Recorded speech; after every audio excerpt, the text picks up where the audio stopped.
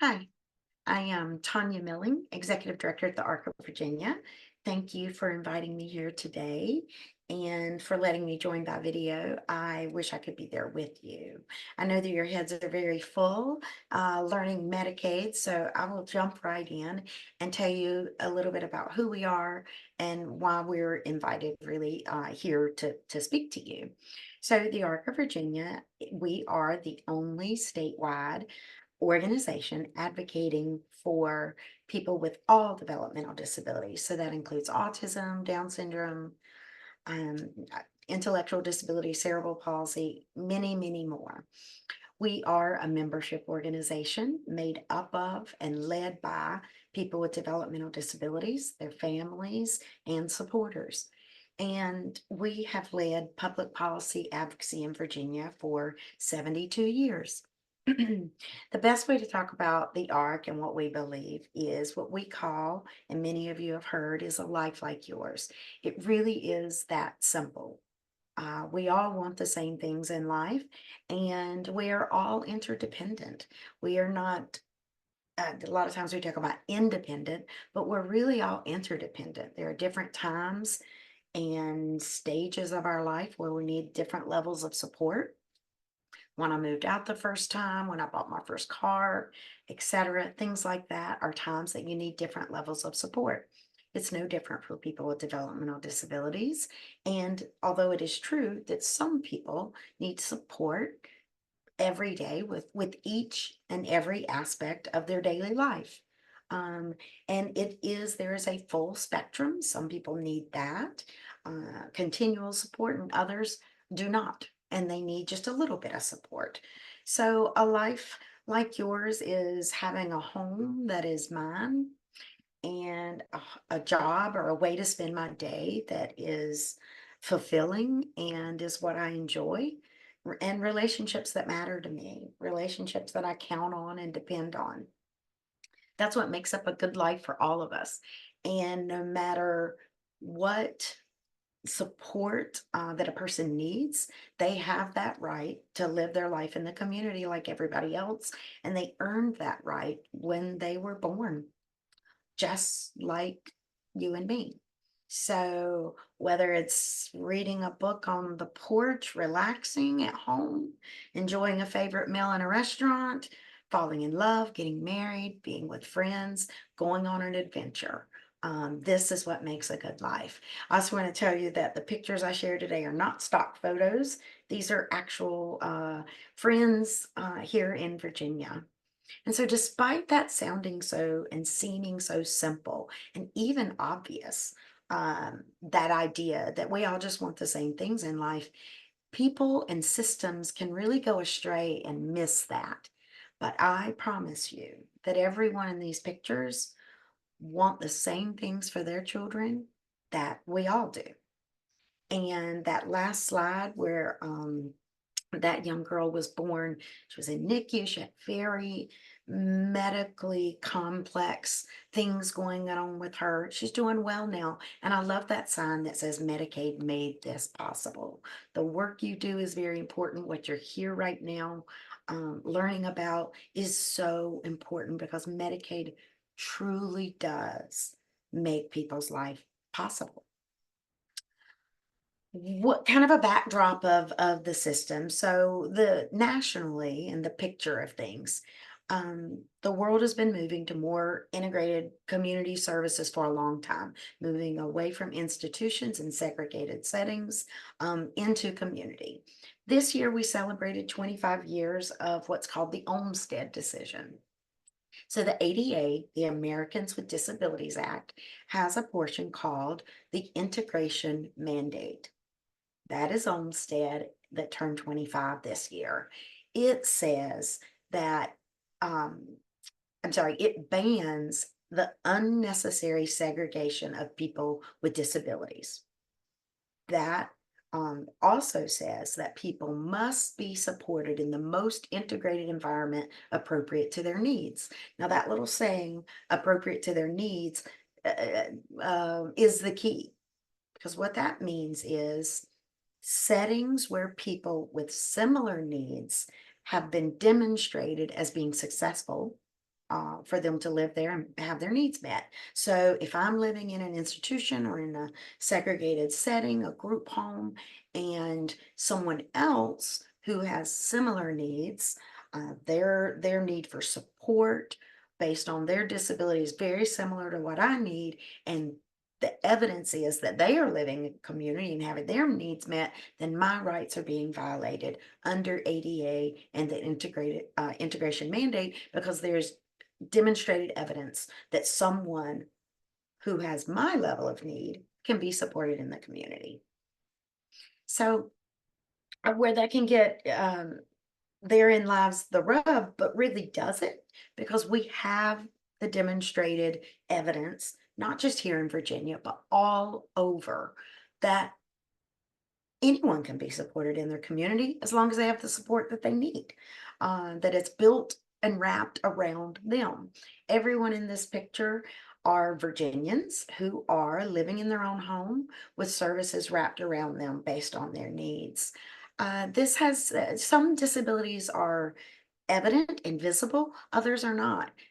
This slide shows the full array of people who have a lot of physical disabilities and need a lot of hand over hand support for every aspect of their day, to people who have significant autism, don't communicate with words, have difficulty regulating their actions and behaviors, and that can be a real barrier to engaging in the world. All of that is here in this slide. The young woman here celebrating her birthday, I'll draw attention to, she can move her head side to side and can move her right thumb, and that is it. She's living in a house. She has a roommate she chose to live with because of affordability, and doing well. And someone might look at her and say, she really can't live in her own place, but she can, because it's really about the supports that are there. Now, some people would ask and say, how can it possibly be more cost effective to serve all these folks in community? It is. And the reason it is because in a segregated setting, all of the costs are fixed cost. So you're going to pay the same thing to support me and my roommates, whether I need it or not. So that rate is set on someone who needs that ongoing support and continual up to 24 hours a day. But maybe I don't need that. What we know about the population of people with disabilities is that if you, in the aggregate, when all of those people go and you do individualized services, then there are going to be people who continue to need that 24/7 ongoing support in daily life. There are a lot of people through support and services and learning, technology, new things put into their home and in their life, they will need less. And so what we know about the population, what we know about the needs of people with disabilities on a whole, in the aggregate, it is less expensive to serve people in community, because it's not a fixed cost, but it's a cost based on the need. So we have talked about what we want, a life like yours. Here's what we know. What we just said, sorry. All people want the same things, and everyone can be supported. We also talked about that promise 25 years ago of Olmsted of you can have the life that you want and be supported. When that didn't quite come to pass, despite the promise, then it became enforced. In 2012, Virginia and the Department of Justice entered into a settlement agreement after Virginia was found in violation of ADA for not having that community-based system available to people to live in integrated settings in the real world. So in response, Virginia entered into the agreement. There are many indicators in that agreement, and they should have been, they were scheduled to have been met at the 10-year mark. We're well past that, and Virginia's not yet in compliance. So the agreement is still in place, and the oversight by the court and the judge. The judge did schedule a contempt hearing for the summer, but then the DOJ attorneys and state of Virginia got together and really are working on an alternative to the judge finding Virginia in contempt, finding a way that we can all work towards fulfilling that promise and getting those services in place. And so we are hopeful for that. The ARC and other advocacy organizations have been heavily involved in this process throughout since DOJ started here in Virginia. So, what do we need? We've talked about what we want. What do we need for people to just have a life like yours, included in their communities, and the integration mandate met for everyone? What we need is a selection of services that do just that. And then we need funding to pay for those services, the waivers. We need information about the services, and so that people and family know what the services are and how to access them. And then we need providers of that service. We need staff to meet the need and a functional, efficient system that ties all of that together. That's what we need. How is Virginia doing? The selection of community services, they're still too complex. We have 3 different waivers, over 30 services, just for someone to have a life like yours.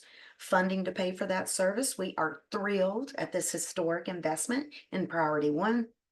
We have said for a long time that's what was necessary to turn our system.